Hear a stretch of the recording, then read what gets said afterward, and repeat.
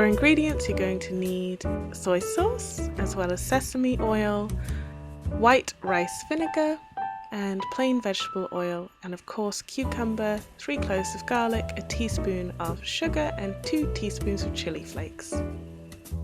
Gosh, I love this salad. So let's prep by preparing our cucumber.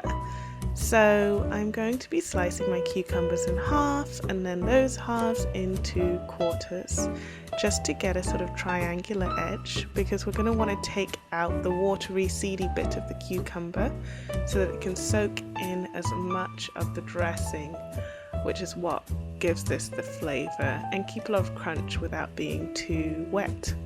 We don't like it too wet in this household. So I'm taking out the seeds, as you can see here, and laying out my cucumbers nicely, and I'm going to beat the cucumbers soon. That's just to break up the proteins in them. So lie them on your chopping board like this, and this is why I've cut them into long slithers, and using the back of the knife, just sort of bash them, I suppose.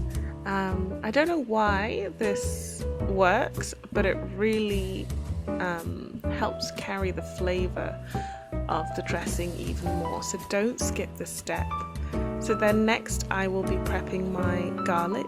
I'm just going to peel and crush the garlic into a heat-proof dish. I'm using a mug here because what we'll be doing is adding the chili flakes and pouring over hot plain oil to help toast the chili flakes and take away the sort of acidity of the garlic, so slightly cook them essentially. So here I'm adding my sugar and chili flakes, and then I'm adding 2 spoons of oil into a pan and heating that until it's really hot. So you'll see when it's hot, because it'll start to separate in the pan, and then you know it's sort of ready.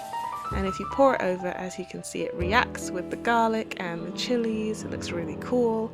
And then you can just sort of mix that together before adding a big splash of vinegar. I would say about 2 tablespoons as well as a nice dash of soy sauce. I've probably used a tablespoon to 2 tablespoons here, and a teaspoon of sesame oil to add that nutty flavour.